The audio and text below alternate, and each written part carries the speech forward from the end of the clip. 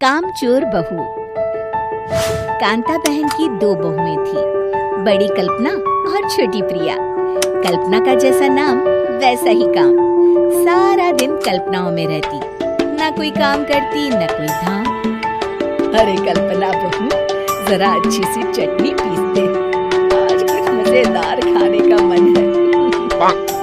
पेट में जलन हो जाएगी माँ जी बुढ़ापे में, और वैसे भी मेरा काम करने का वक्त शाम का है। अब प्रिया को ही बोल दो। इतना कहकर कल्पना वहाँ से चली जाती है। कांता कल्पना के ऐसे रवैये से काफी परेशान रहती है। मैं बना देती हूँ माँ चटनी, ऐसा बोलकर प्रिया माँ को चटनी बनाकर प्लेट में खाने को देती है कि तभी वहाँ कल्पना आ जाती है। अरे वाह चटनी, जरा चक्कर तो देखो, बड़े दिन हो गए। अरे नहीं बहू, तू तो रहने ही दे चटनी खाना, पेट में जलन हो जाएगी।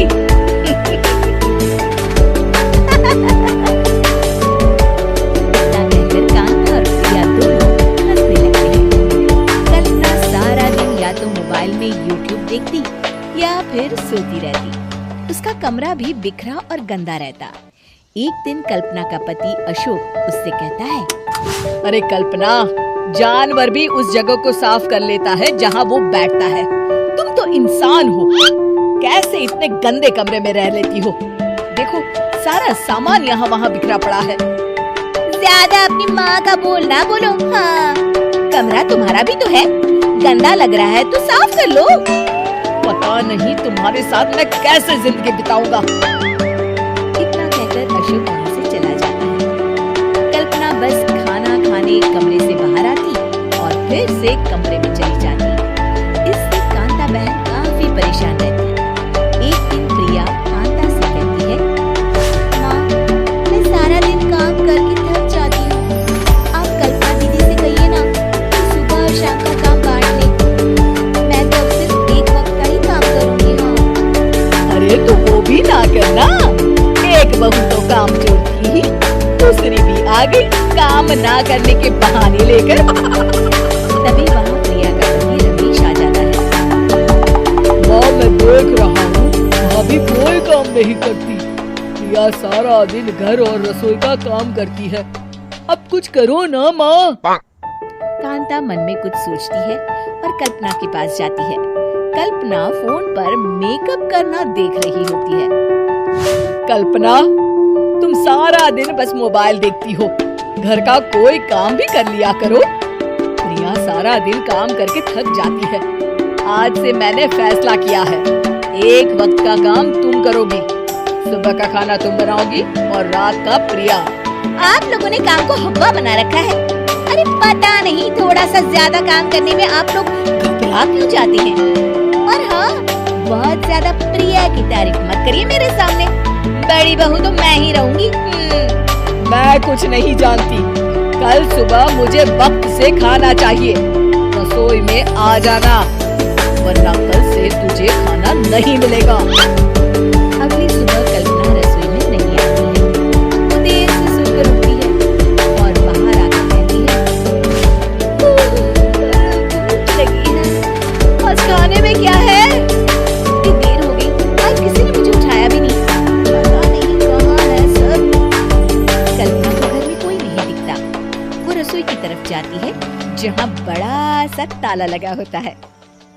अरे रसोई में ताला! ओ, मैं तो भूल ही गई थी। माँ ने आज से सुबह का खाना मुझे बनाने को कहा था। हे भगवान, इतने लोगों का खाना बनाना क्या आसान है? तभी घर के सारे सदस्य बाहर से वापस आते हैं। वाह माँ जी, मजा आ गया छोले भटूरे खाकर। मेरे मुंह में तो अभी भी स्वाद आ रहा है। अरे कल्पना, तेरे भरोसे रहते तो हम तो भूखे ही रह जाते। कल्पना को बहुत गुस्सा आ जाता है। अब बहुत हो गया, आज से मैं अपनी रसोई अलग कर रही हूँ। मैं अपना खाना खुद बना लिया करूँगी।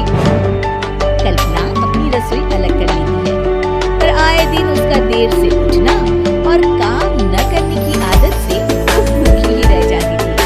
उसी के सामने घर के लोग अच्छे अच्छे पकवान खाते और कामचोर कल्पना को जैसे तैसे ही खाना बनाकर खाना पड़ता। पर एक दिन तो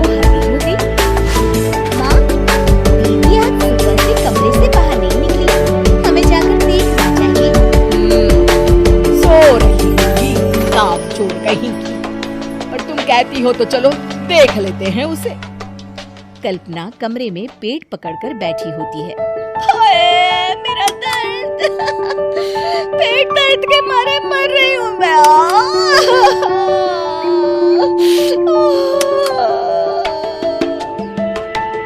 अरे दीदी क्या हुआ? पेट में दर्द क्यों हो रहा है? डॉक्टर को दिखाया आपने? माँ। कल्पना खड़ी होती है और माँ जी के पास आती है। मुझे माफ कर दीजिए, अब से मैं सारे काम में मदद करूंगी, कभी आलस और काम चोरी नहीं करूंगी। हाँ हाँ वो तो ठीक है, लेकिन अचानक क्या हो गया जो तू काम करने को तैयार हो गई? काम चोर कल्पना।